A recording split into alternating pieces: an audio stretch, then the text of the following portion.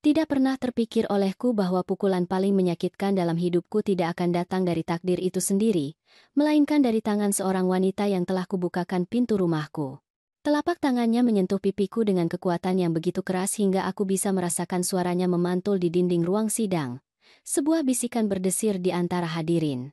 Tidak ada yang tahu harus berkata apa. Aku hanya berdiri diam, tak bergerak, dengan harga diri tergantung di antara udara dan keterkejutan. Dewi, menantuku, dengan setelan ketat dan tatapan penuh kesombongan, bernapas dengan marah. "Dasar nenek kotor," teriaknya. "Kau adalah aib bagi keluarga ini."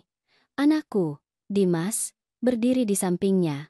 Dia tidak mengatakan apa-apa.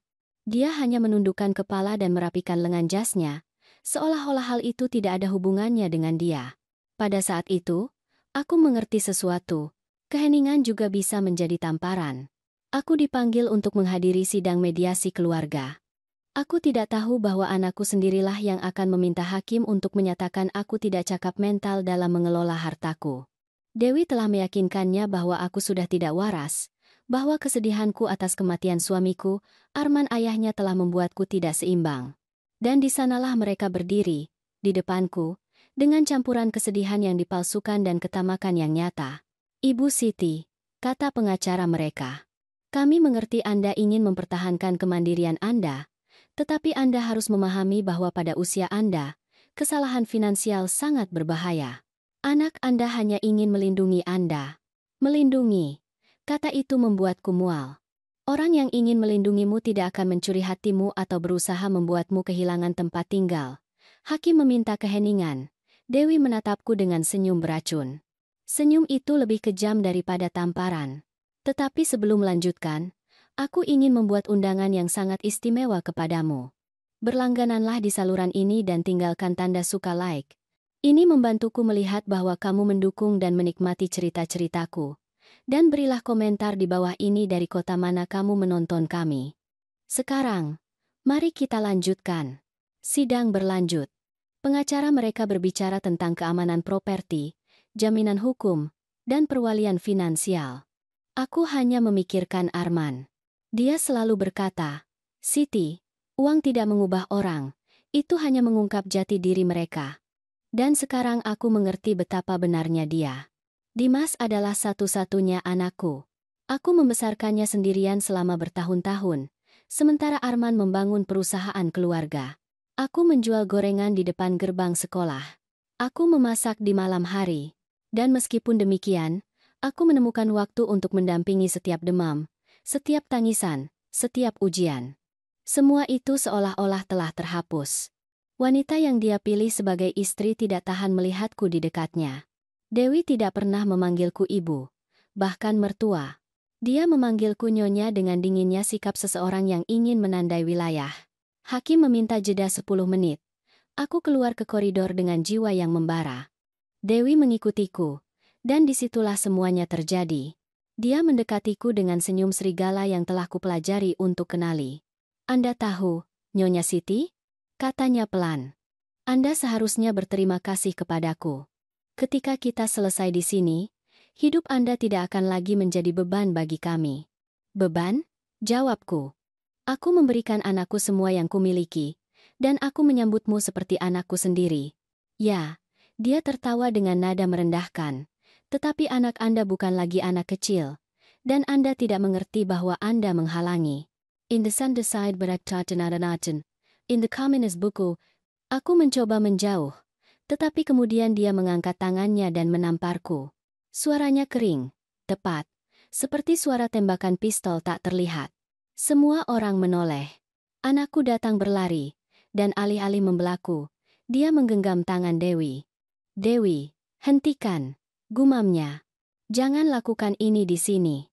Dia tidak membentaknya, tidak memelukku, tidak menatapku. Dia hanya menahannya dengan kehati-hatian seseorang yang melindungi permata rapuh. Aku merasa seperti sedang sekarat. Aku duduk di bangku koridor, menahan pipiku yang masih panas. Seorang wanita dari antara hadirin mendekat dengan sapu tangan. "Jangan khawatir, Bu," katanya padaku. "Semua akan terbalaskan." Aku tersenyum pahit. Aku tidak lagi percaya pada mukjizat. Namun, sesuatu dalam diriku menyala pada saat itu. Sebuah percikan, suara internal yang berkata kepadaku, "Jangan bangkit sebagai korban, bangkitlah sebagai hakim." Dan tanpa tahu mengapa, aku tahu bahwa takdir telah membawaku ke sana untuk alasan yang jauh lebih besar daripada sekadar sidang keluarga. Aku kembali ke ruang sidang dengan langkah lambat, tetapi teguh. Dewi memberiku tatapan kemenangan. Dimas bahkan tidak mengangkat pandangannya. Hakim merapikan kacamatanya dan mengumumkan, "Kita akan melanjutkan sidang." Aku menarik napas dalam-dalam, dan kemudian, sekretaris pengadilan masuk dengan sebuah amplop di tangan. "Mohon maaf, Yang Mulia," katanya. "Baru saja datang dokumen mendesak dari Dewan Yudikatif tertinggi." Hakim mengambilnya, membacanya, dan menatapku dengan terkejut. Kemudian dia berdiri. "Ibu Siti," katanya dengan hormat. "Saya meminta Anda menemani kami sebentar ke ruangan sebelah." Dewi mengerutkan kening. "Mengapa?" tanyanya, gelisah.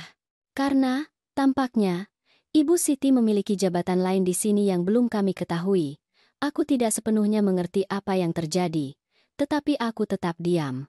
Terkadang, kekuatan keheningan lebih berharga daripada 1000 teriakan." Ruang sidang dipenuhi bisikan.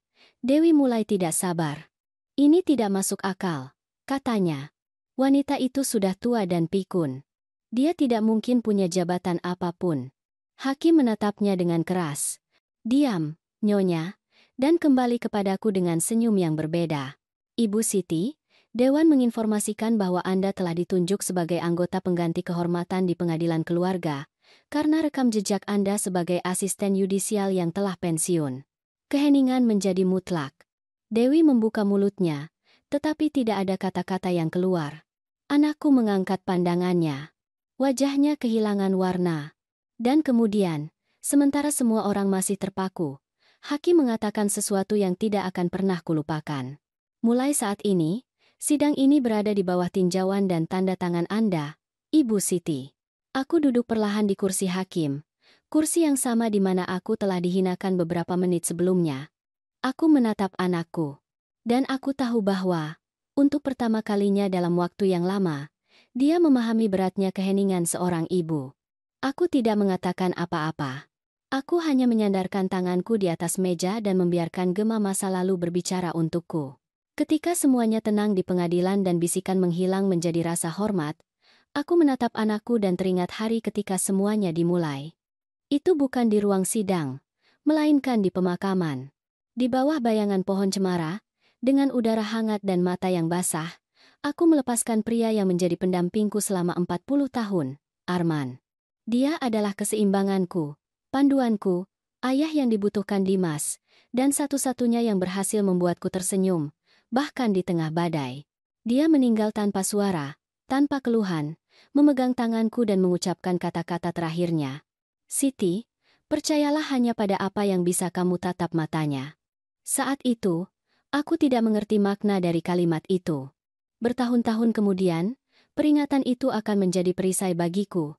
Setelah pemakaman, notaris memanggil kami untuk pembacaan wasiat. Hadir di sana adalah Dimas, istrinya Dewi, dan aku. Ruang kerja itu berbau kulit tua dan tinta. Notaris membuka map dengan perlahan, menyadari bahwa setiap kata yang dia ucapkan memiliki kekuatan untuk mengubah hidup.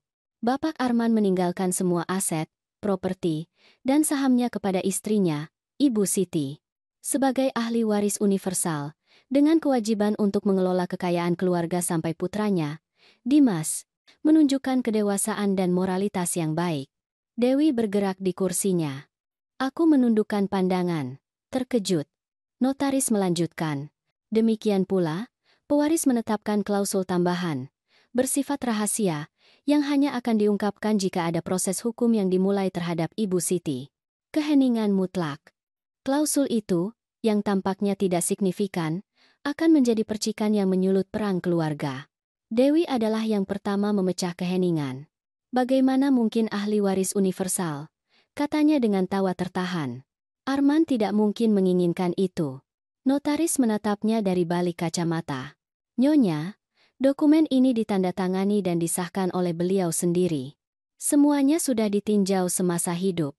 Dewi mengerutkan bibirnya. "Dimas, Sebaliknya, hanya mengamati map dengan ekspresi tak terbaca. Saat itu aku tahu, anakku terbelah.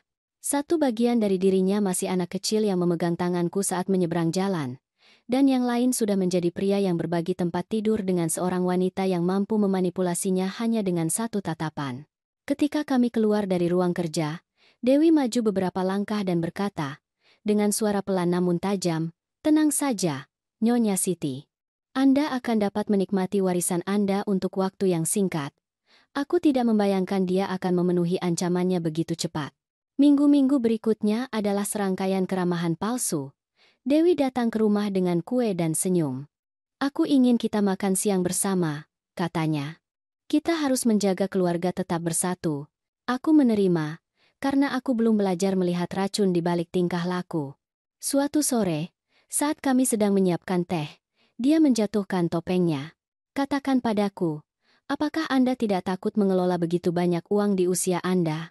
"Uang tidak pernah membuatku takut," jawabku. "Aku takut pada orang yang mengidam-idamkannya." Dia tersenyum, dingin. "Kalimat yang bagus. Anda harus menuliskannya di batu nisan Anda." Saat itu aku tahu bahwa perang telah dimulai. Dimas berubah seiring waktu. Dia tidak lagi memanggilku ibu, melainkan Siti.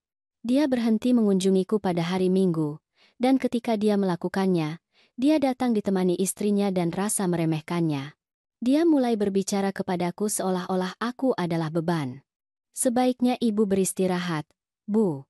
Ibu sudah tua. Ibu tidak bisa mengurus angka-angka." "Aku tidak lelah, Nak," jawabku suatu sore. "Aku hanya belajar untuk melihat lebih baik." Arman selalu berkata bahwa ketamakan memiliki suara akal, dan sekarang aku mendengarnya keluar dari mulut anakku sendiri. Suatu malam, saat aku tidur, telepon berdering. Itu adalah pengacara keluarga. "Ibu Siti, anak Anda telah meminta tinjauan yudisial atas wasiat.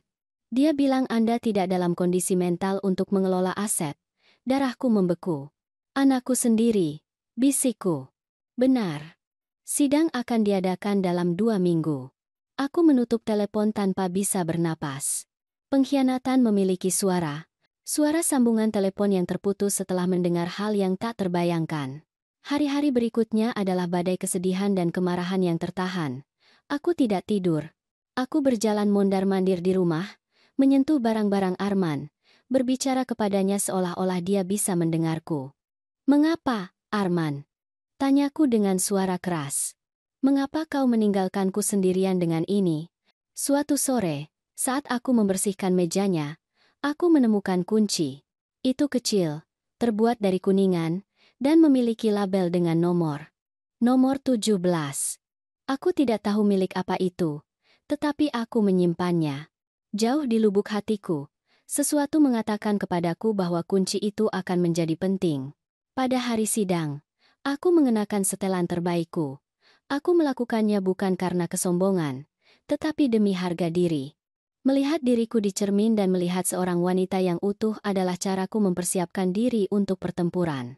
Ketika aku tiba di pengadilan, Dewi menatapku dari atas ke bawah. "Siap kehilangan segalanya," katanya padaku. "Tidak, sayangku," jawabku. "Siap bagimu untuk menemukan bahwa kamu tidak pernah memilikinya." Pengacara mereka berbicara selama hampir setengah jam, mengajukan laporan medis palsu, kutipan yang dibuat-buat, dan bahkan kesaksian yang dimanipulasi dari seorang perawat yang mengatakan bahwa aku salah menyebut nama tetanggaku. Setiap kata adalah tusukan pisau. Tetapi aku tetap diam, bukan karena aku tidak punya apa-apa untuk dikatakan, tetapi karena aku tahu bahwa kebenaran tidak perlu membela diri, ia hanya perlu menunggu gilirannya. Ketika hakim mengumumkan istirahat, aku tinggal sendirian di ruangan itu. Tanganku gemetar. Aku mengeluarkan kunci dari saku dan melihatnya lagi. Nomor 17. Angka itu terasa familiar. Kemudian aku teringat. Laci 17 dari arsip lama di ruang kerja Arman. Aku telah berjanji untuk tidak pernah membukanya. Tetapi janji kehilangan nilainya ketika pengkhianatan menyamar sebagai keadilan. Aku memutuskan bahwa, ketika aku keluar dari sidang itu, aku akan langsung pergi ke sana. Dan jika suamiku telah meninggalkanku sebuah rahasia, inilah saatnya untuk mengetahuinya. Saat aku berdiri untuk pergi ke koridor, seorang pegawai pengadilan mendekatiku. "Ibu Siti," katanya kepadaku, "Dewan Yudisial mengirimkan dokumen mendesak atas nama Anda." Aku menerimanya, bingung. Amplop itu memiliki segel resmi dan sebuah kalimat dalam tinta biru, hanya boleh dibuka jika harga diri diragukan. Aku menyimpannya tanpa membukanya. Ini belum saatnya. Aku keluar dari gedung dengan keyakinan bahwa, apapun yang terjadi, ceritaku tidak akan berakhir di pengadilan itu. Dan bahwa Dewi, dengan semua kesombongannya, masih belum tahu siapa sebenarnya wanita yang berani dia hinakan. Mereka bilang cinta seorang ibu tidak terbatas. Tetapi mereka tidak memberitahumu bahwa ketika cinta itu dikhianati, lukanya tidak berdarah di luar. Berdarah di dalam, perlahan, hingga membusukkan jiwamu. Setelah sidang itu, aku mengerti bahwa anakku bukan lagi milikku. Dewi telah mengubahnya menjadi cerminnya. Nada suara yang sama, kesombongan yang sama, ketidakmampuan yang sama untuk menatap mata ketika dia berbohong. Selama berhari-hari aku mencoba meyakinkan diriku bahwa semuanya adalah kesalahpahaman, bahwa Dimas akan bereaksi, bahwa dia akan meminta maaf, tetapi dia tidak melakukannya. Sebaliknya, suatu sore dia datang menemuiku. Dia masuk tanpa mengetuk pintu, dengan udara angkuh dari seseorang yang merasa memiliki segalanya. "Ibu," katanya tanpa emosi, "aku sudah bicara dengan pengacara. Ini tidak harus menjadi perang. Jika ibu mentransfer saham perusahaan atas namaku, semuanya bisa diselesaikan dengan damai." "Dengan damai?" jawabku sambil menatapnya lurus. "Kau sebut damai merampok ibumu yang masih hidup. Ini bukan perampokan, Bu. Ini ketertiban. Ketertiban tidak dipaksakan dengan ancaman. Dimas, kau tidak mengerti dunia saat ini, Bu. Ibu terjebak di masa lalu. Dan kau, tanyaku, terjebak dalam apa?" Dia berbalik ke jendela, menghindari tatapanku. "Dalam keputusanmu, ibu selalu menjadi orang yang memegang kendali." Untuk sesaat aku melihatnya seperti ketika dia masih kecil, ketika dia berlari memelukku setelah mimpi buruk, tetapi anak itu sudah tidak ada. Yang tersisa hanyalah seorang pria yang dimanipulasi oleh seorang wanita yang mengacaukan uang dengan martabat. Dewi masuk tak lama kemudian. Dia bahkan tidak menyapa. "Aku datang untuk membicarakan bisnis, bukan emosi," katanya. "Kami punya proposal." "Tidak ada proposal yang menarik bagiku." "Akan ada. Karena ketika Anda menandatangani, kami akan membiarkan Anda tinggal di rumah Anda sampai Anda meninggal." Aku menatapnya dengan tenang. "Aku tidak butuh izinmu untuk mati, Nyonya, tetapi Anda harus khawatir tentang bagaimana Anda akan hidup." Wajahnya berubah. "Jangan mengancamku." "Aku tidak mengancam," balasku. "Aku hanya mengingatkanmu bahwa kastil kesombongan selalu runtuh." Mereka keluar bersama. Dan saat pintu tertutup, aku merasa suara kenop pintu itu sama dengan suara yang terdengar ketika darah dipisahkan dari darah. Hari-hari menjadi panjang, penuh dengan surat dari pengacara, panggilan dingin, dan desas-desus. Tetangga mulai berbicara. "Kasihan Ibu Siti," kata mereka. "Anaknya menggugatnya." Aku menghindari keluar. Bukan karena malu, tetapi karena aku tidak ingin ada yang melihat bagaimana jiwaku hancur berkeping-keping. Suatu sore, saat aku menyiram tanaman, tukang pos menyerahkan sebuah amplop tanpa pengirim kepadaku. Di dalamnya, ada sebuah foto. Dimas dan Dewi, berpose di depan perusahaan Arman, dengan papan nama bertuliskan manajemen baru, di belakangnya. Sebuah kalimat tertulis dengan tinta merah. Masa lalu berakhir ketika seseorang menandatangani kekalahannya. Foto itu adalah titik baliknya. Aku berhenti menangis. Aku berhenti berharap. Dan aku mulai merencanakan. Aku mengambil kunci nomor 17 dari laci. Aku tahu aku harus membuka arsip Arman, meskipun tanganku gemetar. Aku pergi ke ruang kerja lamanya, di mana masih tercium bau kayu, tinta, dan kenangan. Laci itu disegel dengan gembok tua. Kunci itu masuk dengan bunyi klik. Di dalamnya ada sebuah amplop koklat, sebuah buku catatan, dan sebuah surat yang ditujukan kepadaku. Surat itu berkata, "Siti, jika kamu membaca ini, itu karena ambisi telah mengetuk pintu kita. Di dalam amplop ini kamu akan menemukan dokumen yang hanya kamu yang bisa menggunakannya. Jangan tunjukkan sampai rasa malu memiliki nama dan wajah." Percayalah pada nasihat yang selalu kuberikan kepadamu. Jangan melawan dengan tangan, lawanlah dengan kebenaran. Di dalam amplop itu ada salinan wasiat asli dan akta atas nama perusahaan yang tidak kukenal, Yayasan Fajar Selatan. Kuasa hukumnya adalah seseorang yang tidak kukenal. Aku mencari di antara kertas-kertas dan di bagian akhir buku catatan ada sebuah catatan. Fajar adalah cahaya yang akan melindungimu ketika kegelapan mengelilingimu. Aku tidak sepenuhnya mengerti, tetapi sesuatu mengatakan kepadaku bahwa Arman telah meninggalkan lebih dari sekadar uang. Dia telah meninggalkan strategi. Hari-hari berlalu. Dewi dan Dimas terus mendesak dengan pertemuan dan pengacara. Aku hadir, dalam diam, mendengarkan kebohongan mereka, menandatangani kertas-kertas yang tidak memiliki nilai. Mereka percaya aku menyerah, tetapi yang kulakukan adalah menunggu saat yang tepat. Suatu malam, saat aku menyiapkan teh, aku teringat kata-kata hakim di sidang pertama. Kasus ini akan ditinjau jika terbukti ada ketidakberesan dalam wasiat. Dan kemudian aku tahu, klausul rahasia. Arman telah meninggalkannya karena suatu alasan. Itu adalah bagian tersembunyi yang hanya bisa diungkap jika proses hukum dimulai terhadapku. Dan proses itu sudah dimulai. Keesokan harinya, aku pergi ke notaris dengan surat dan dokumen Yayasan Fajar Selatan. Aku memintanya untuk menganalisisnya. Dia menghabiskan waktu berjam-jam membaca, membandingkan tanda tangan, meninjau segel. Akhirnya, dia mengangkat pandangannya dengan campuran keheranan dan rasa hormat. Ibu Siti, ini mengubah segalanya. Apa artinya? Bahwa suami Anda tidak hanya meninggalkan aset. Dia meninggalkan kendali perusahaan melalui yayasan ini. Dan bagaimana dengan anakku dan istrinya? Secara hukum, mereka bekerja untuk Anda. Aku terdiam. Itu adalah langkah yang cerdik. Arman telah meramalkan pengkhianatan.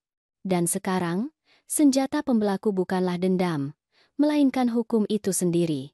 Aku keluar dari kantor notaris dengan jantung berdebar kencang. Matahari menyilaukanku, tetapi di dalam diriku semuanya jelas.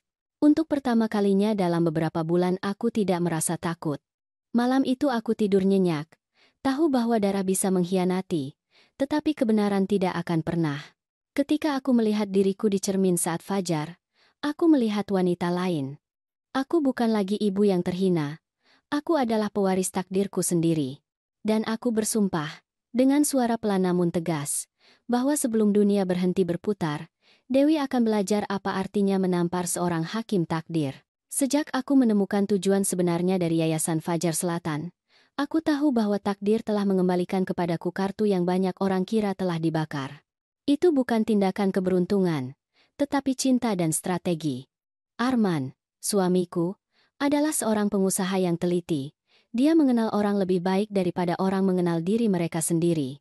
Dan dia telah meramalkan apa yang diwakili Dewi, ambisi yang menyamar sebagai kasih sayang. Itulah mengapa dia menciptakan yayasan. Kerangka hukum yang sekilas tampak seperti organisasi amal, tetapi sebenarnya adalah bagian rahasia dari kekayaan kami. Melalui yayasan itu, semua saham dan aset perusahaan berada di bawah kendaliku, tetapi tanpa namaku terlihat. Aku adalah pemilik tak terlihat dari segalanya, dan Dewi, yang mengira dirinya begitu licik, bekerja, tanpa disadari, untuk wanita yang telah dia hinakan. Pernyataan itu mengubahku, bukan di permukaan, tetapi dalam cara aku bernapas, berjalan, menatap. Kemarahan berhenti menjadi gunung berapi untuk menjadi es. Dingin, tajam, dan sunyi. Aku belajar bahwa pembalasan tidak membutuhkan teriakan, hanya waktu dan kesabaran. Selama berminggu-minggu aku berpura-pura lemah. Aku menjawab pesan Dimas dengan kelembutan palsu. Tentu, nak, jika menurutmu aku harus menandatangani, aku akan melakukannya. Tentu saja, Dewi. Aku percaya pada penilaianmu. Kataku dalam panggilan telepon yang kurekam tanpa mereka sadari. Setiap kata yang mereka ucapkan adalah satu bagian lagi dari jebakan. Suatu sore aku pergi ke kantor pusat perusahaan. Karyawan menyambutku dengan hormat, tetapi juga dengan rasa tidak nyaman. Dewi ada di sana, duduk di kursi yang pernah menjadi milik suamiku. Melihatku, dia mengangkat alis. "Karena apa kami mendapat kunjungan Anda, Nyonya Siti?" Tanyanya dengan senyum yang sangat palsu sehingga tampak diukir. "Karena keinginanku untuk melihat bagaimana kalian mengelola warisan Arman." Jawabku dengan tenang. Bagaimanapun juga, aku istrinya. Tentu saja, katanya sambil memainkan pulpen emas. Meskipun sebentar lagi semua ini akan secara resmi menjadi milik Dimas dan aku. Oh, ya? Tanyaku. Dan apakah kalian sudah meninjau akta Yayasan Fajar Selatan? Dia membeku sesaat. Yayasan apa? Oh, tidak ada, jawabku. Detail kecil yang mungkin pengacara Anda harus tinjau sebelum terus menandatangani kontrak. Aku tersenyum padanya. Senyum itu adalah gerakan pertamaku di papan catur. Minggu itu juga aku mengunjungi Godoy, kuasa hukum yang tertera di dokumen. Seorang pria tua, dengan suara tegas dan tatapan transparan. Suami Anda pernah berbicara tentang Anda, Ibu Siti, katanya sambil menjabat tanganku. Dia meminta saya menunggu hari ketika Anda datang. Dan apa lagi yang dia katakan? Tanyaku. Bahwa jangan percaya pada siapapun yang terlalu banyak bicara. Aku menjelaskan semua yang terjadi. Godoy meninjau kertas-kertas itu, mengangguk dalam diam. Kita bisa menggerakkan bidak tanpa membuat mereka curiga, katanya akhirnya. Kami akan secara diam-diam mentransfer manajemen administratif perusahaan ke yayasan.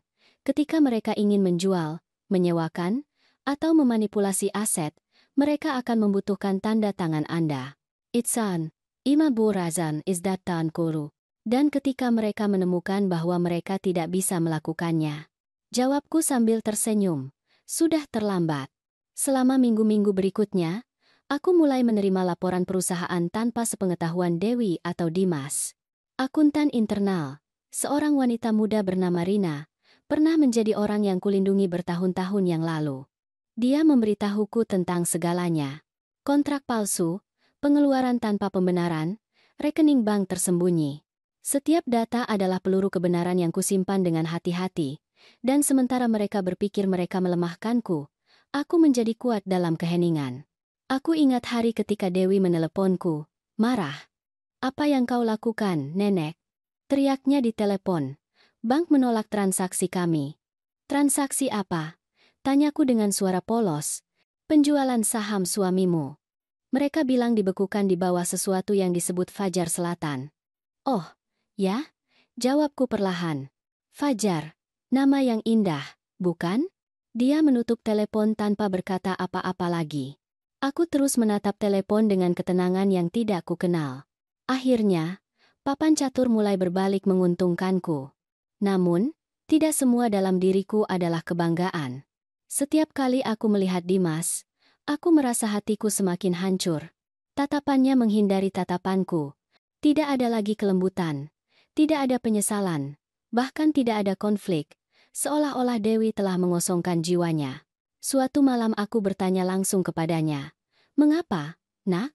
Mengapa kau membiarkan dia menghinaku seperti ini? Karena aku tidak tahan melihat bagaimana ibu merusak semua yang ayah bangun. Jawabnya dengan dingin. Dan jika aku harus memilih antara istriku dan ibu, aku memilih dia. Kata-katanya adalah tusukan pisau. Aku tidak menangis. Tetapi malam itu, saat aku menyimpan dokumen di brankas, aku berbicara kepada Arman dengan suara pelan. Kau ingin aku menggunakan kebenaran, cintaku. Nah, kebenaran akan menjadi pembalasanku. Sebulan kemudian, Dewi dan Dimas mengadakan rapat dewan direksi. Mereka ingin menyetujui struktur perusahaan baru, menghilangkan partisipasiku yang simbolis, dan menandatangani kontrak dengan investor asing. Yang tidak mereka ketahui adalah bahwa, secara hukum, tidak ada keputusan yang dapat diambil tanpa izin dariku. Aku memasuki ruangan dengan langkah tegas.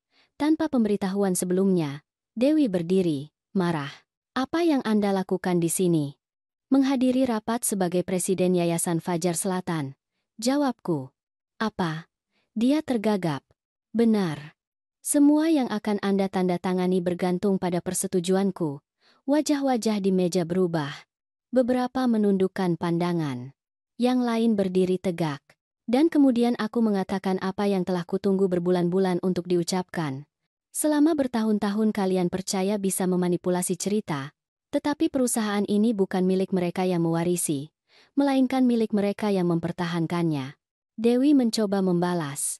Ini ilegal. Tidak, kataku sambil menatap pengacara yang hadir. Ini keadilan. Rapat berakhir dalam keheningan. Aku keluar tanpa menoleh ke belakang, merasakan beban janji yang terpenuhi. Ini bukan akhir. Ini hanya awal dari kejatuhan. Malam itu, saat aku minum teh di depan jendela, aku melihat bayanganku di kaca. Untuk sesaat aku mengira aku melihat Arman tersenyum di belakangku. Kau berhasil. Dia seolah berkata kepadaku, dan aku menjawabnya dengan suara pelan. Belum. Aku harus melihat wajah mereka ketika mereka mengerti siapa yang menandatangani putusan terakhir. Fajar pada hari Senin itu memiliki suasana yang aneh, hampir hikmat. Itu adalah pagi di mana langit seolah mengamatimu, seolah takdir menunggu untuk melihat terbuat dari apa dirimu. Aku berpakaian perlahan, dengan setelan abu-abu mutiara dan bros emas yang dulunya milik ibuku. Setiap gerakan adalah pernyataan perang yang sunyi. Hari persidangan telah tiba. Dewi telah memintanya segera, meyakinkan bahwa kesehatan mentalku membahayakan stabilitas perusahaan keluarga. Pengadilan penuh sesak. Pengacara, karyawan, orang-orang penasaran, dan wartawan yang mencium drama dari jarak kilometer. Saat aku berjalan di koridor utama, aku merasakan tatapan tertuju pada punggungku.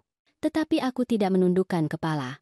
Aku belajar bahwa yang lemah melihat ke lantai, yang bijak melihat ke depan. Setibanya di meja, Dewi sudah ada di sana, mengenakan pakaian putih, dengan udara teatrikal. Dia memegang tangan anakku seolah-olah itu adalah piala. Melihatku, dia tersenyum dengan sikap beracun yang sudah kukenal terlalu baik. Lihat siapa yang datang. Gumam nenek tua yang kebingungan itu. Hakim meminta ketertiban, tetapi dia tidak membutuhkannya. Dia tahu cara menyakitiku tanpa meninggikan suara. Dimas, sebaliknya, tidak mengatakan apa-apa. Dia hanya menghindari tatapanku, sama seperti di sidang pertama itu. Aku duduk dalam diam. Pengacara lawan mulai memaparkan. Kata-katanya adalah racun yang menyamar sebagai belas kasihan. Ibu Siti sedang mengalami kondisi penurunan kognitif yang progresif. Kami memiliki laporan medis yang mengonfirmasinya. Aku tersenyum dengan ketenangan. Laporan medis itu telah disusun oleh dokter teman Dewi, seorang pria yang tidak pernah memeriksaku. Aku tahu bahwa kastil kebohongannya akan segera runtuh. Sesi dilanjutkan dengan kesaksian saksi. Beberapa karyawan, yang terlihat tidak nyaman, mengulangi kalimat yang tidak mereka yakini. Terkadang dia lupa hal-hal. Dia kesulitan memahami dokumen keuangan. Dan kemudian Dewi berbicara. Suaranya meninggi seperti sirene kesombongan. Yang mulia hakim, katanya, wanita ini telah kehilangan akal. Dia tidak bisa terus memimpin perusahaan yang bahkan tidak dia mengerti. Aku, sebagai istri putranya, telah mencoba membantunya, tetapi dia menolak. Dia keras kepala, agresif, dan berbahaya. Kata-katanya bergema di ruangan itu. Kemudian dia menatapku langsung, dengan senyum ular yang sangat dia nikmati. Selain itu, tambahnya, ada episode kekerasan. Baru-baru ini dia mencoba menyerangku. Beberapa hadirin berbisik-bisik. Aku mengamatinya dalam diam. Apakah Anda punya bukti untuk itu, Nyonya? Tanya hakim. Tidak, jawabnya. Tetapi semua orang di sini tahu bagaimana dia. Semua orang diam. Keheningan begitu berat sehingga hakim menghela napas dan berkata, Ibu Siti, Anda bisa berbicara jika Anda mau. Aku berdiri. Terima kasih, Yang Mulia, kataku dengan tenang. Aku akan berbicara, tetapi bukan untuk membela diri, melainkan untuk mengingatkan kalian akan sesuatu yang tampaknya telah terlupakan. Kebenaran tidak membutuhkan kebisingan. Aku maju beberapa langkah menuju mimbar. Aku merasakan tatapan, bisikan, dan kemudian, tanpa meninggikan suara, aku berkata, selama berbulan-bulan aku telah dihina, dimanipulasi, dan diejek. Bukan oleh orang asing, melainkan oleh keluargaku sendiri. Aku menatap Dimas. Olehmu, nak. Dia menundukkan kepala. Kemudian aku menatap Devi. Anda pikir Anda telah menang, bahwa uang membeli rasa hormat dan bahwa kebohongan dipaksakan dengan keyakinan? Tetapi ada sesuatu yang tidak bisa dibeli dengan uang, yaitu memori orang mati.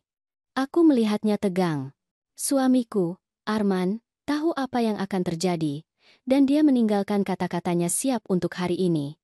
Ruangan itu terkejut. Aku mengeluarkan amplop tersegel dari tasku.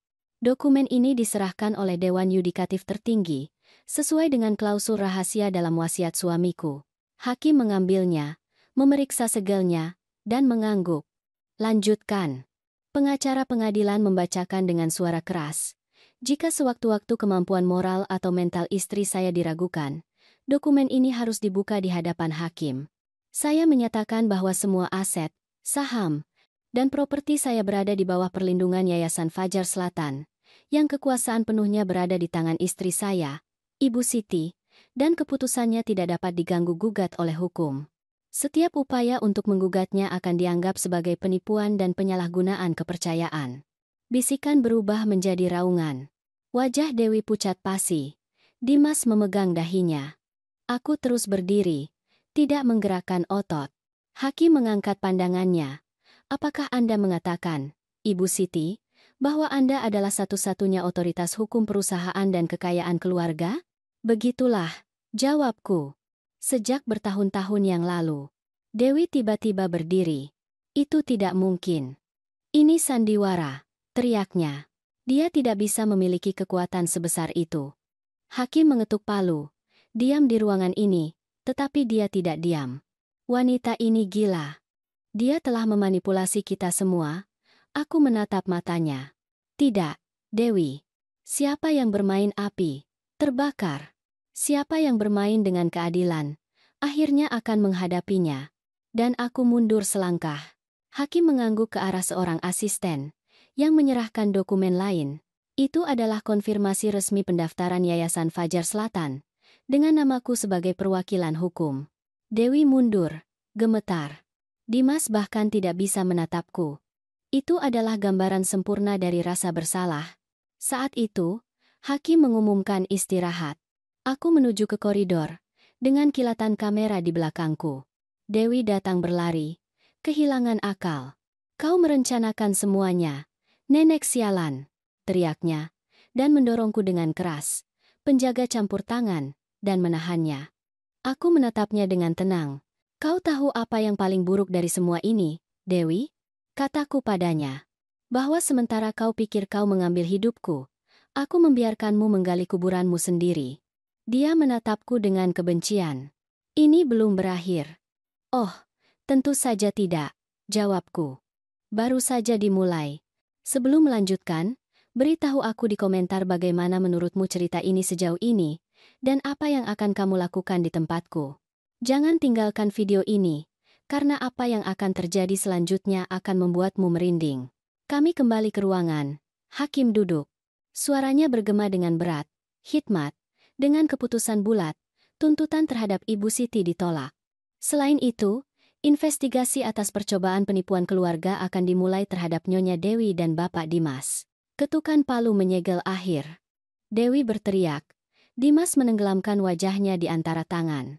Aku hanya duduk. Kursi yang sama di mana aku sebelumnya dihinakan.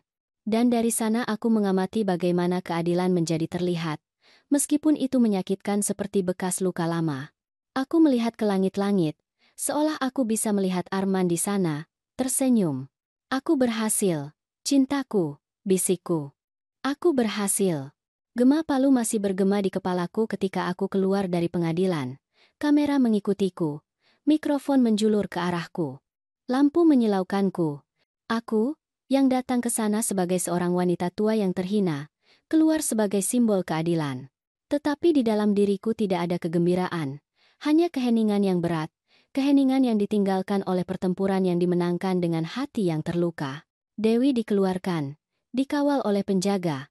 Tatapannya adalah campuran kemarahan dan ketakutan. Dimas, sebaliknya, tampak linglung, seolah-olah seluruh dunianya telah runtuh dan dia tidak tahu bagaimana membangunnya kembali. Aku menatapnya beberapa detik. Di wajahnya aku tidak melihat kejahatan, tetapi sesuatu yang lebih buruk, rasa malu. Rasa malu yang tidak bisa dicuci dengan air mata atau alasan. Beberapa hari kemudian, penyelidikan dimulai. Pengadilan memerintahkan untuk meninjau pergerakan keuangan perusahaan keluarga. Aku tahu ada ketidakberesan, tetapi aku tidak pernah membayangkan besarnya bencana. Laporan awal sangat menghancurkan. Dewi telah mengalihkan dana selama bertahun-tahun, memalsukan tanda tanganku di dokumen internal, Dia telah membeli properti atas nama ibunya, perhiasan yang sangat mahal, dan kendaraan mewah dengan uang perusahaan. Tetapi yang terburuk adalah mengetahui bahwa Dimas mengetahuinya. Shurel mengungkapkannya.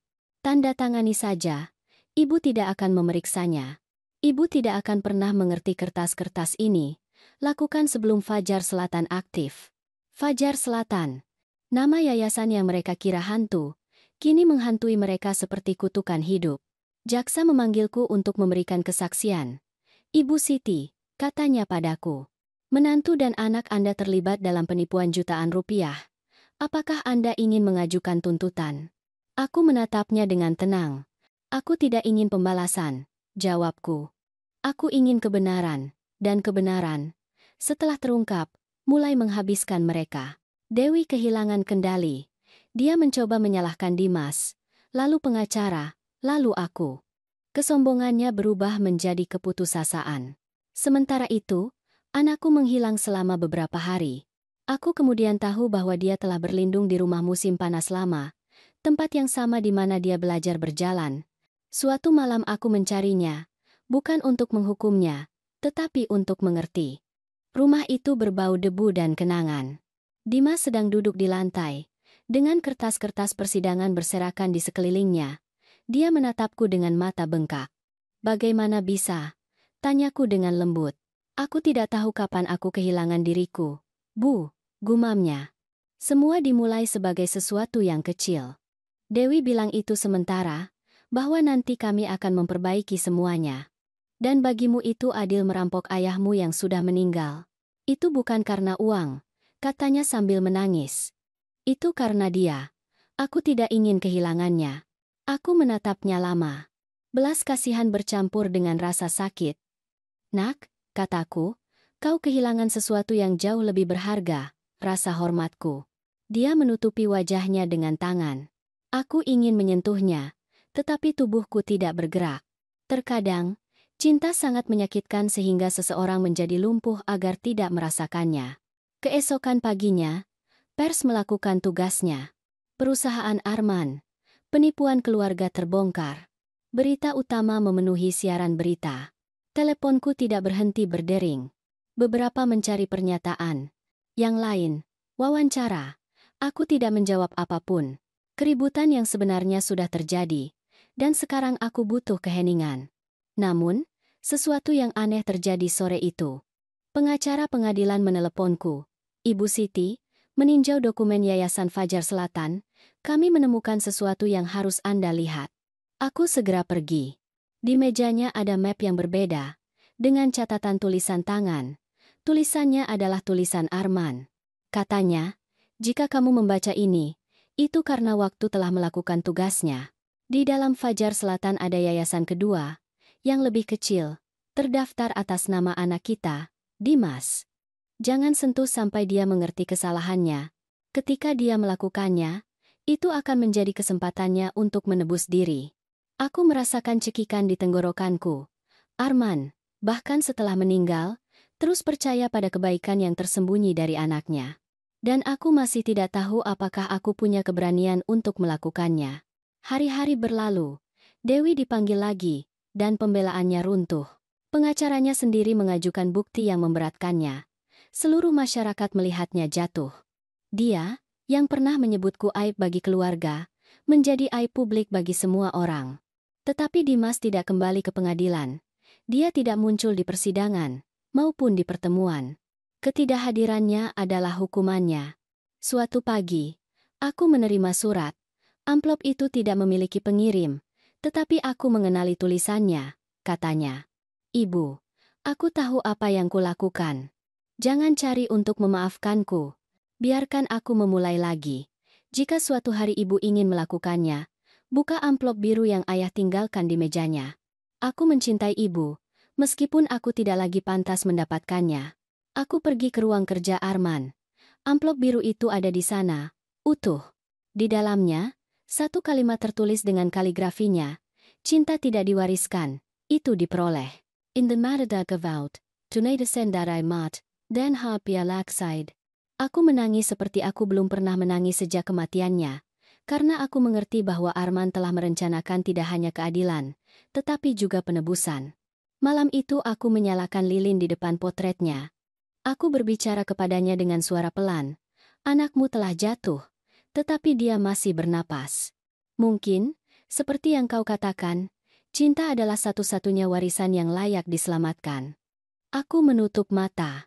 Untuk pertama kalinya dalam waktu yang lama aku tidak merasakan kebencian, hanya kelelahan dan ketenangan yang aneh, seolah jiwaku telah melepaskan sesuatu yang berat. Kebenaran telah terungkap, dan meskipun itu menghabiskan segalanya dariku, cahayanya menerangi bahkan bayangan terdalam di hatiku. Mereka bilang kejatuhan terberat bukanlah kejatuhan tubuh, melainkan kejatuhan jiwa, dan aku melihatnya dengan mataku sendiri. Aku melihat bagaimana kesombongan meleleh ketika dihadapkan dengan kebenaran, bagaimana suara yang dulu berteriak, "Nenek kotor," sekarang hanya gemetar memohon belas kasihan. Dewi, wanita yang suatu hari menamparku di depan umum, berdiri di depanku, kalah, pengadilan telah menjatuhkan vonis akhirnya. Bersalah atas penipuan, pemalsuan dokumen, dan penyalahgunaan kepercayaan. 5 tahun penjara sementara. Wajahnya, yang dihias sampai hari terakhir, hancur di antara air mata yang tidak lagi berfungsi sebagai perisai baginya. Dia mencoba berbicara, tetapi suaranya tercekat. "Anda menang, Ibu Siti," dia tergagap. "Tetapi ingat, anak-anak selalu berakhir membenci ibu yang menghancurkan istri mereka." Dia menatapku dengan campuran kebencian dan ketakutan, dan pada saat itu aku mengerti bahwa aku tidak memenangkan apa-apa. Aku hanya bertahan hidup. Dimas duduk di bagian belakang ruangan. Dia tidak berbicara, tidak bergerak. Matanya merah dan bengkak, seolah mencari dariku tanda pengampunan yang belum bisa kuberikan. Ketika sidang berakhir, dia berdiri dan pergi tanpa mengucapkan sepatah kata pun. Aku tetap di sana, sendirian, dengan tepuk tangan pers yang meredup, dengan suara kamera dan bisikan orang-orang yang menunjukku sebagai wanita yang mengalahkan keluarganya. Tetapi tidak ada kemuliaan dalam diriku. Hanya kelelahan lama, beban memenangkan perang yang tidak pernah ingin kuperangi. Aku keluar dari pengadilan, menarik napas dalam-dalam. Udara jalanan berbau hujan dan kebebasan. Aku berhenti di tangga dan melihat ke langit. "Arman," bisikku. "Semuanya runtuh, seperti yang kau katakan. Tetapi dengan harga berapa?" Minggu-minggu berikutnya adalah banjir. Pers tidak berhenti membicarakan kasus ini. Sidang yang mengguncang kota. Ibu yang mendapatkan kembali keadilan. Aku tidak menanggapi wawancara atau menerima penghormatan. Ada terlalu banyak kesedihan dalam kemenanganku. Dewi dipindahkan ke penjara wanita. Keluarganya menghilang dari kehidupan publik, dan Dimas kehilangan segalanya.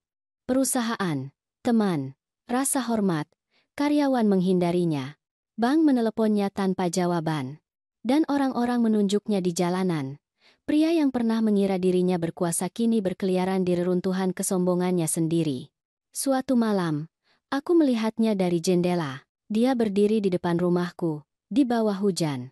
Dia tidak menelepon, tidak berbicara, hanya melihat.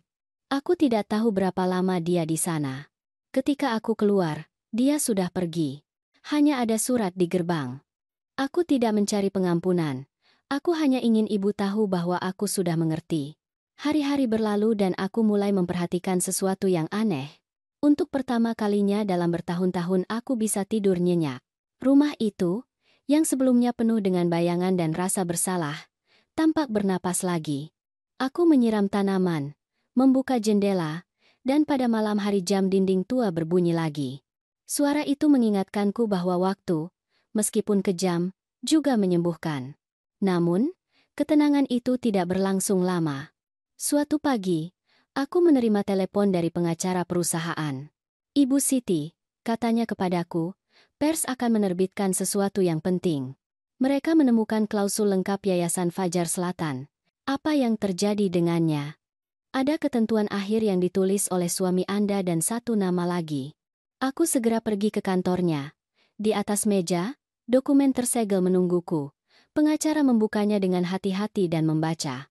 Jika yayasan berhasil memulihkan keadilan dan melindungi integritas kekayaan keluarga, 30% aset akan ditransfer atas nama Bapak Dimas, asalkan disetujui oleh ibunya, Ibu Siti.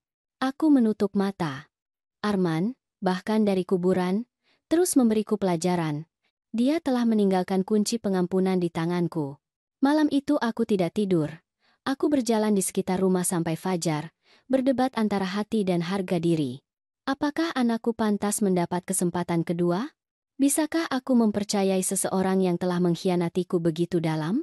Aku teringat kata-katanya, hari ketika aku menghadapinya di rumah musim panas. Itu bukan karena uang, Bu. Itu karena dia. In the nine den on a samdan of endend, it is sudden and. Mungkin cinta yang salah dapat mengubah pria menjadi monster, tetapi penyesalan juga dapat mengubah mereka kembali menjadi manusia. Saat fajar, aku menulis surat. Dimas, ayahmu meninggalkanmu kesempatan terakhir. Bukan untuk kembali ke dirimu yang dulu, tetapi untuk menunjukkan bahwa kamu telah belajar. Pengampunan tidak diminta. Itu dibangun. Jika kamu ingin menebus diri, datanglah menemuiku. Tetapi jangan datang dengan alasan. Datanglah dengan kebenaran. It's a chua viewera London azara life. Aku menyerahkannya kepada pengacara, dengan perintah untuk menyerahkannya jika Dimas muncul. 3 hari berlalu tanpa berita. Sampai suatu sore, ketika aku kembali dari pasar, aku melihatnya. Dia duduk di tangga rumahku, kurus, mata cekung, menua. Ketika dia melihatku, dia berdiri dengan canggung. "Ibu," katanya, dan suaranya tercekat. Aku tidak tahu apakah harus memeluknya atau menjauh. Dia maju selangkah lagi dan jatuh berlutut. "Aku tidak punya apa-apa, Bu. Tidak rumah, tidak teman. Tetapi aku ingin menjadi anakmu lagi." Keheningan yang terjadi begitu dalam sehingga aku bisa mendengar detak jantungku. Aku menatapnya lama, dan akhirnya aku menjawab. Anak yang hilang dariku meninggal pada hari ketika dia melihatku dalam diam saat aku dihinakan. Tetapi jika pria yang ada di depanku datang untuk membangun kembali apa yang dia hancurkan, mungkin dia bisa terlahir kembali. In extreme state for dues. Aku membantunya berdiri, dan untuk pertama kalinya dalam waktu yang lama aku merasa bahwa cintaku padanya bukan lagi luka, melainkan bekas luka yang bisa kusentuh tanpa rasa sakit. Malam itu aku menyalakan 2 lilin di depan potret Arman. Semuanya runtuh, cintaku, kataku. Tetapi dari reruntuhan lahirlah kebenaran. Aku terus menatap nyala api sampai mulai bergetar. Dan aku bersumpah bahwa, sebelum aku meninggal, aku akan melakukan satu hal terakhir, menghormati warisan Arman dan memberikan Dimas pelajaran terakhir yang telah dia rencanakan. Karena pengampunan, ketika datang, bukanlah melupakan, itu adalah keadilan yang dibungkus dengan belas kasihan, dan aku siap menerapkannya. Ketika kebisingan skandal mereda, yang tersisa adalah keheningan. Keheningan yang tebal, padat, yang melingkupiku setiap pagi ketika aku membuka mata dan mendapati diriku sendirian. Selama berminggu-minggu aku bertanya-tanya apakah aku benar-benar memenangkan sesuatu. Ya, ada keadilan, ada kedamaian hukum, tetapi di dalam diriku terus berdenyut kesedihan yang tidak sepenuhnya aku mengerti. Aku telah mendapatkan kembali perusahaan, rasa hormat, namaku, tetapi dalam prosesnya aku kehilangan sesuatu yang lebih besar, kepolosan untuk percaya bahwa cinta keluarga tidak dapat dipatahkan. Sekarang aku tahu, cinta juga pecah, dan ketika itu terjadi, kedengarannya seperti kaca yang tidak bisa diperbaiki oleh siapapun. Seluruh kota membicarakanku, beberapa dengan kekaguman, yang lain dengan iri, dan banyak dengan belas kasihan. "Kasihan Ibu Siti," kata mereka pelan, harus melawan anaknya sendiri. Tetapi tidak ada yang tahu apa artinya kembali ke rumah, melepas sepatu, dan merasakan bahwa dinding mengembalikan gema suaramu sendiri. Suatu sore, saat aku menyiram tanaman, seorang tetangga menyapaku dari trotoar. "Siti, Anda wanita yang kuat," teriaknya. "Sungguh keberanian Anda. Saya harap saya punya setengahnya." Aku tersenyum padanya. Jika saja dia tahu bahwa kekuatan bukanlah keberanian, melainkan ketabahan. Seseorang tidak menjadi kuat karena ingin, seseorang menjadi kuat karena tidak ada pilihan lain. Dimas datang sesekali. Dia datang tanpa pemberitahuan, dengan tatapan lelah, dengan buket bunga layu di tangan. Kami duduk dalam diam, berhadapan, tanpa celaan. Suatu hari dia berkata, "Bu, orang-orang melihatku berbeda sekarang. Itu harga yang harus dibayar, Nak." Ketika seseorang melihat dari balik bahunya pada orang lain, dia akhirnya jatuh ke tanah. Dia menundukkan pandangannya. Apakah suatu hari aku bisa mendapatkan kembali kepercayaan ibu? Kepercayaan tidak didapatkan kembali, jawabku. Itu dibangun lagi. Dan itu membutuhkan waktu. Aku memeluknya. Tubuhnya gemetar seperti ketika dia masih kecil dan demam. Dan kemudian aku tahu, anak yang hilang dariku karena ketamakan sedang kembali, perlahan, dari abu. Suatu pagi aku menerima paket melalui pos. Tidak ada pengirim, hanya pita emas dan sebuah catatan. Untuk ketika keadilan tidak membuatmu kehilangan tidur, melainkan mengembalikannya kepadamu. Itu adalah tulisan Arman. Di dalamnya ada kotak kayu dan sebuah surat. Aku membukanya dengan tangan gemetar. Surat itu berkata, "Siti, jika kamu membaca ini, itu karena kamu telah memenuhi bagianmu. Aku tahu bahwa ketamakan akan datang ke pintu kita menyamar sebagai keluarga, dan bahwa kamu akan menjadi satu-satunya yang mampu menghadapinya. Tetapi cerita ini bukan tentang pembalasan, melainkan tentang penebusan. Jangan cari untuk menghancurkan yang bersalah. Beri mereka kesempatan untuk menyelamatkan diri." Di dalam kotak itu ada bagian terakhir dari kebenaran kami. Aku membuka kotak itu. Ada liontin emas dengan tulisan kecil. D. C. Itu adalah inisial Dimas. Di bawahnya, sebuah amplop kecil dengan dokumen. Itu adalah kertas-kertas rekening bank atas nama Yayasan Fajar Selatan, Proyek Harapan. Dan catatan terakhir, ditulis dengan kaligrafi tegas Arman. "Uang ini bukan untuk menghukum, tetapi untuk mengajar. Mintalah Dimas menggunakannya untuk sesuatu yang memberi makna pada kesalahannya. Jika dia berhasil melakukannya, dia akan menutup siklus." Aku duduk selama berjam-jam, melihat liontin itu, seolah Arman berbicara kepadaku dari suatu tempat di antara keadilan dan pengampunan. Aku mengerti kemudian bahwa pembalasan telah memenuhi tujuannya. Tetapi sekarang dimulai sesuatu yang lebih sulit. Perbaikan. Malam itu aku mengundang Dimas untuk makan malam. Aku menata meja seperti yang tidak kulakukan selama bertahun-tahun. Taplak meja putih, gelas bersih, resep ayam anggur yang sangat dia sukai saat kecil. Ketika dia tiba, dia tampak bingung. "Apa ini?" tanyanya. "Makan malam. Kesempatan."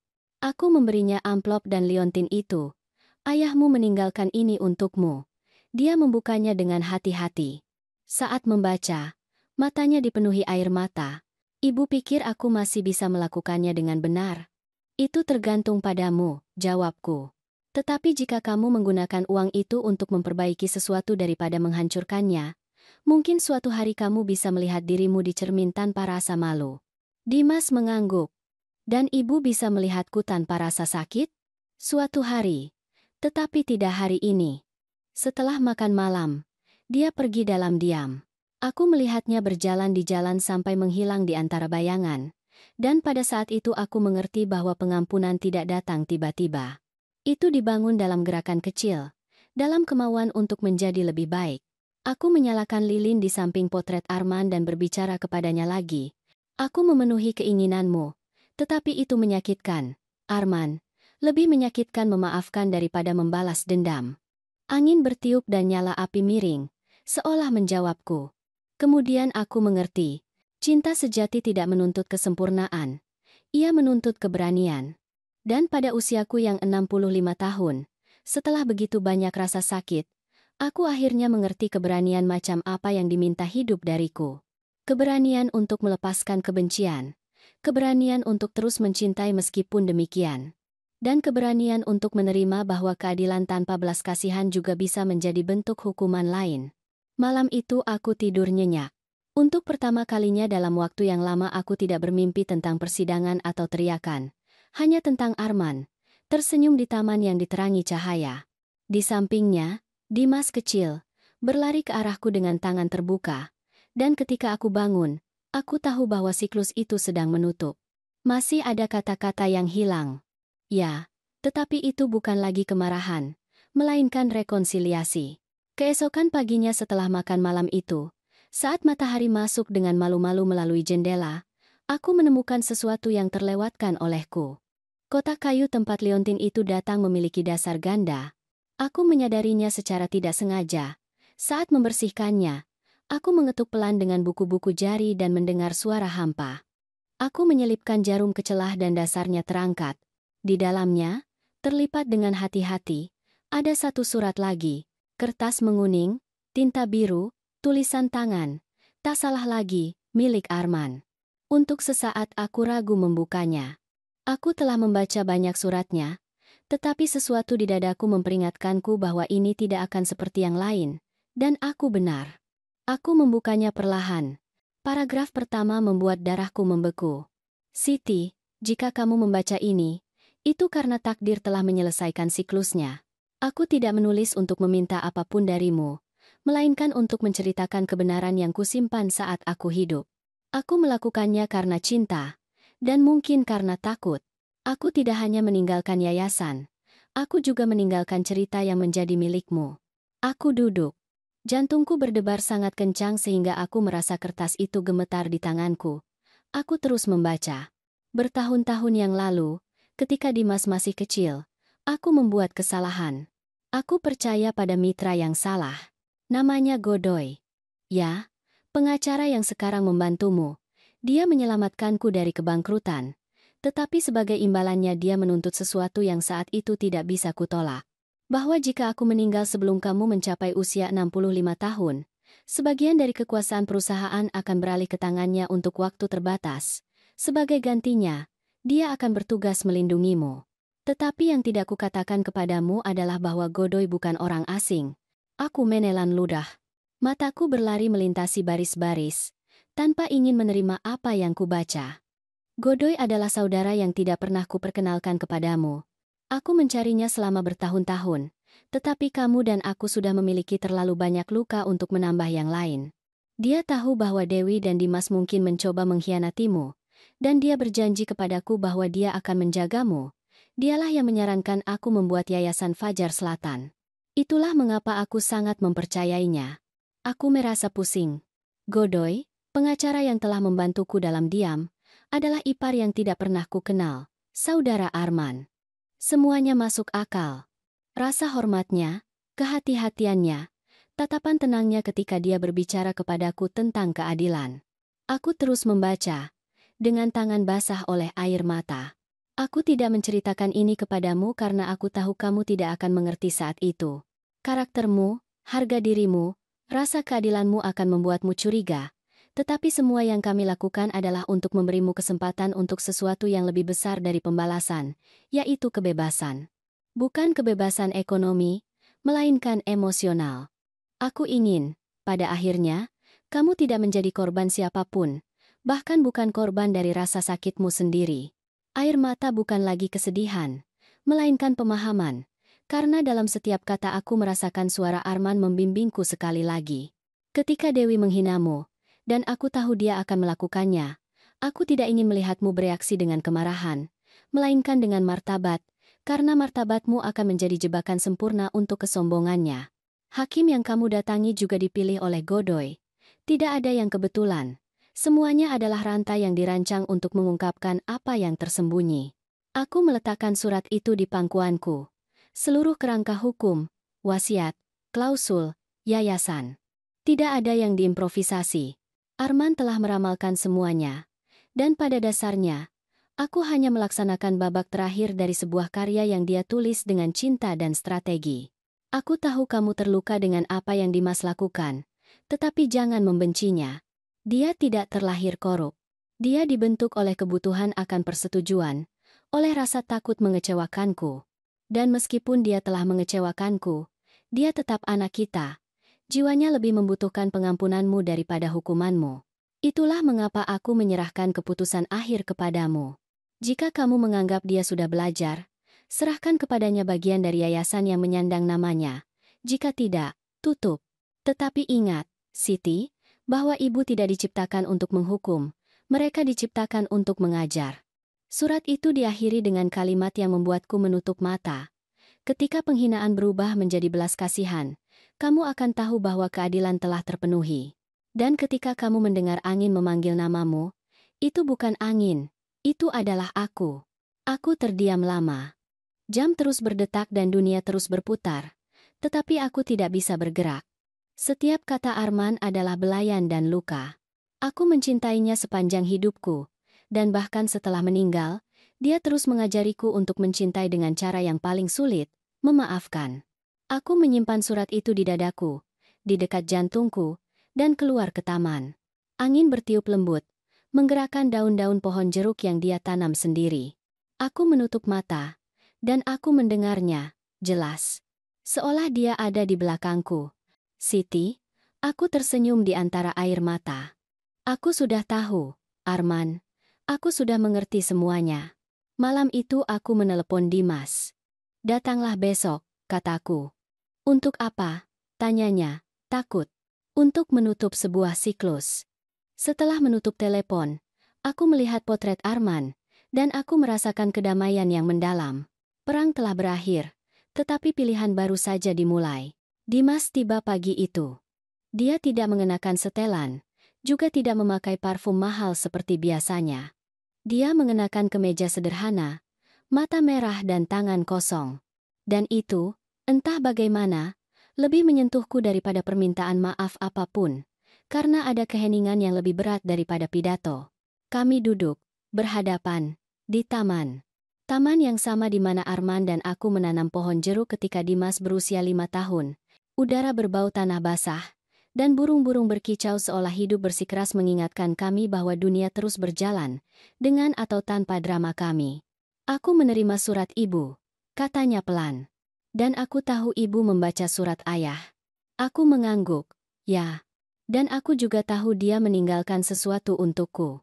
Apakah ibu akan memberikannya kepadaku? Tanyanya, hampir ketakutan. Aku belum tahu. Itu tergantung padamu. Dimas menatap mataku. Untuk pertama kalinya dalam waktu yang lama aku tidak melihat kesombongan atau rasa sakit. Aku melihat penyesalan. Dan sesuatu yang lebih dalam, keinginan untuk menjadi layak lagi. Ayah merencanakan semuanya, lanjutnya. Bahkan kejatuhanku. Tidak, jawabku. Kejatuhanmu kau bangun sendiri. Tetapi cintanya meninggalkanmu tangga untuk naik lagi. Dia terdiam, menatap cabang-cabang yang bergoyang tertiup angin. Kau tahu, katanya tiba-tiba, selama persidangan aku berpikir untuk berteriak padamu, untuk menyalahkanmu, tetapi ketika aku melihatmu duduk di kursi hakim, aku mengerti apa yang sebenarnya telah kau lakukan. Dan apa itu?